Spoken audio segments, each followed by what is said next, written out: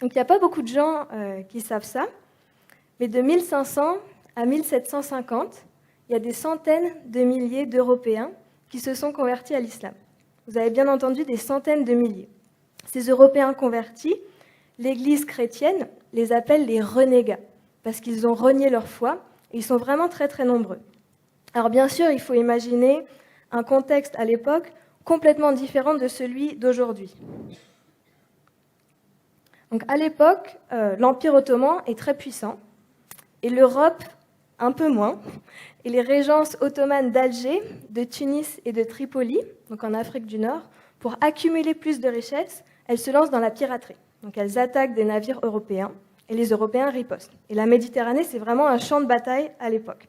Donc de part et d'autre de la Méditerranée, il y a des gens qui sont retenus en captivité, et les Européens qui sont captifs en Afrique du Nord, pour obtenir leur liberté, peuvent se convertir à l'islam. Donc on a plein de conversions qui se font comme ça. On a aussi des conversions qui se font pour des raisons de business. La société nord-africaine à l'époque, elle est florissante et on peut s'enrichir très vite, surtout si on est musulman. Enfin, il y a des conversions qui se font par amour et bien sûr des conversions qui se font par conviction. Mais en tout cas, c'est vraiment massif. Donc ces renégats, certains sont très célèbres, comme le Corse, Jacques Santi, qui devient Mourad Bey et qui devient en fait un des premiers souverains de Tunis. Donc vraiment très célèbre. Donc inutile de vous dire qu'à l'époque, en Europe, c'est un peu la panique en fait. Parce que inversement, des conversions dans l'autre sens, donc de l'islam vers le christianisme, il n'y en a pas beaucoup. Donc ces renégats, on les accuse d'avoir pris le turban, c'est le mot qu'on emploie à l'époque, ou encore d'être devenus turcs. On les accuse d'être passés à l'ennemi en fait. Alors, évidemment, ces renégats, on en a peur, on les méprise, mais en même temps, ils fascinent l'opinion.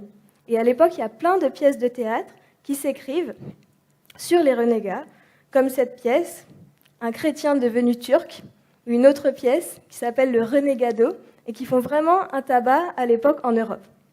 Aux États-Unis, c'est la même chose. Au début du XVIIIe siècle, les États-Unis, c'est une nation jeune, et alors eux, ils se font vraiment mettre la misère sur la mer Méditerranée. C'est-à-dire que c'est les grosses victimes de la Méditerranée, les Américains. Tous leurs navires se font capturer, et de la même façon, les récits de captivité et de conversion des convertis se vendent comme des petits pains. Donc tout ça pour vous dire que cette fascination, elle ne date pas d'hier.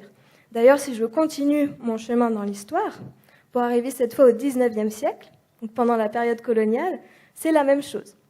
À l'époque, un des personnages les plus connus, c'est Philippe Grenier. Beau gosse. Donc Philippe Grenier, c'était un médecin, un homme politique, qui s'est converti à l'islam suite à un voyage en Algérie. Et quand il revient en France, il est élu député dans l'Est de la France.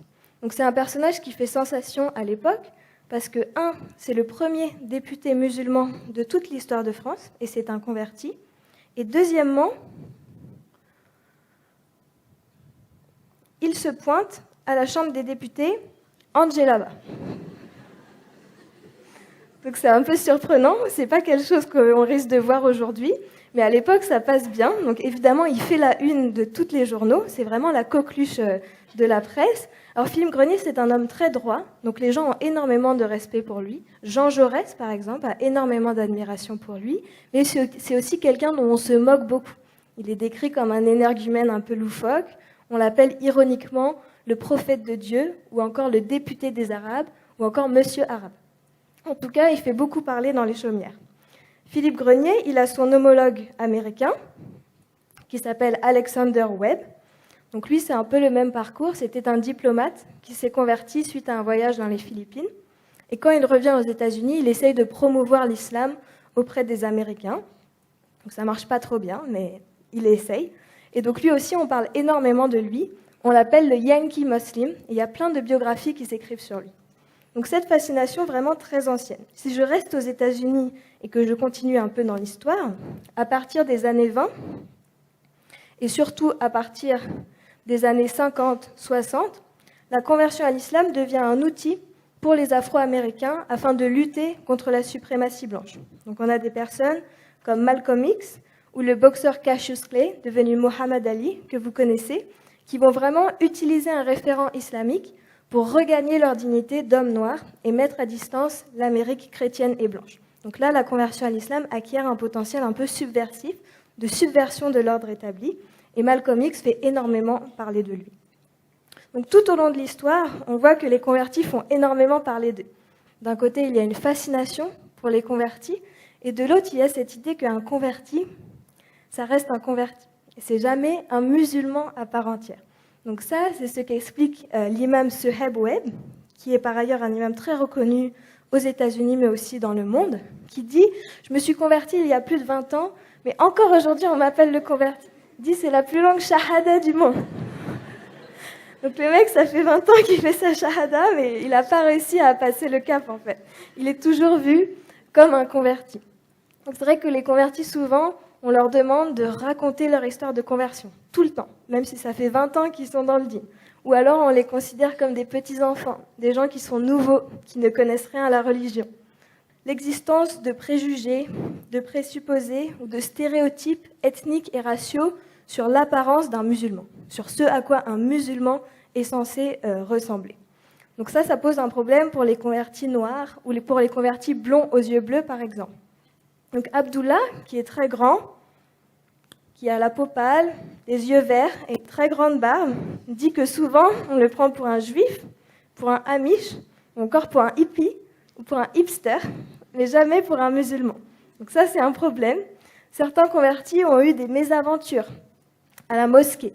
Donc c'est le cas de Bob, par exemple, qui raconte « L'autre jour, je suis rentré dans une mosquée et un vieil homme pakistanais m'a dit « On ne veut pas de chrétiens qui prêchent le christianisme ici. » Donc Bob, il a dit, j'ai essayé de lui expliquer calmement que j'étais musulman. Il lui a répondu, tu ne peux pas être musulman, tu es américain. Olga, qui est d'origine polonaise, a eu le même problème lorsqu'un commerçant musulman lui a dit, mais tu ne peux pas être musulmane, tu es blonde. Donc là, on a ce problème lié à l'apparence. Et encore, ça, c'est pas le pire. Certains convertis, on a cru, quand ils sont rentrés dans la mosquée, que c'était des agents du FBI ou alors des indiques de la police. Ça aussi, ça arrive. En fait, ce qu'on remarque chez les personnes que nous, on appelle les convertis, préfèrent parler de transition ou de transformation. D'autres convertis parlent de réforme personnelle, de réorientation spirituelle. C'est qu'eux-mêmes, souvent, n'emploient pas le terme de conversion pour décrire leur cheminement vers l'islam. Fabien rappelle, il y a une mystification du converti, mais tous les musulmans, c'est des convertis à la base. Parce que l'islam, à la base, est une religion de conversion. Donc d'un côté, certains nous disent que tous les convertis sont nés musulmans, et de l'autre, d'autres nous disent que tous les musulmans sont des convertis. Ah là là, ça commence à se compliquer un peu notre affaire là. Je vous embrouille un peu l'esprit. Bon, en réalité, tout ça, ça n'a pas grande importance. Ce qui compte, c'est pas le cheminement passé, mais le cheminement futur. Also, ich freue mich ja, wenn wir mit den Muslimen harmonisch zusammenleben, aber ehrlich gesagt, mal abgesehen von Andalusien, was haben die Araber zu unserer europäischen Kultur beigetragen? Da gibt's nur Shisha, Schleier, Shawarma, nichts, worauf ich nicht verzichten könnte. T'es sûr? Zucker, sugar, sucre. Ça vient de l'arabe. Soukar. Mais comme nous parlons arabe sans le savoir. Hein, c'est peut-être ça que l'on se dit, Jean Pruvot, quand on lit votre livre qui va en ravir certains, et soyons francs, qui va faire grincer... oui, ça va faire grincer des dents, mais enfin, qu'est-ce que vous voulez? On va pas nier le réel. La langue française doit énormément à l'arabe. Tenez, qu'est-ce que vous diriez, par exemple, d'une orangeade avec un sorbet arrosé de sirop, ou alors d'un kawa sans sucre, juste après vos aubergines, sans en mettre, bien sûr, sur votre jupe de coton, votre gilet de satin, ou bien votre gabardine. Assis sur un sofa. Ah oui. Tous les mots que nous venons de prononcer et en jouant la guitare viennent de l'arabe. Et c'est leur grand voyage, justement, que raconte Jean Pruvot dans ce livre que je vous recommande très chaleureusement. Nos ancêtres, les Arabes. Ah, na gut, aber ich kann meinen Kaffee auch ohne trinken. Café aussi, ça vient de l'arabe. Kawa. Moment, T'as dit que tu pouvais t'en passer, tu t'en passes. Voilà. Publié chez Lattès. Sens de la provocation tout de même dans le titre. Hein. Comme ça que les gens sachent un petit peu que la langue arabe, elle est là, elle n'avait pas besoin de visa pour entrer dans la langue française. Oui, exactement. Et puis de comprendre également comment la langue française aussi, parce que vous le rappelez, a pu elle-même migrer. Les mosquées ont-elles leur place dans nos villes? L'islam fait-il partie de l'Europe? Des questions qui fâchent et qui divisent beaucoup d'Européens.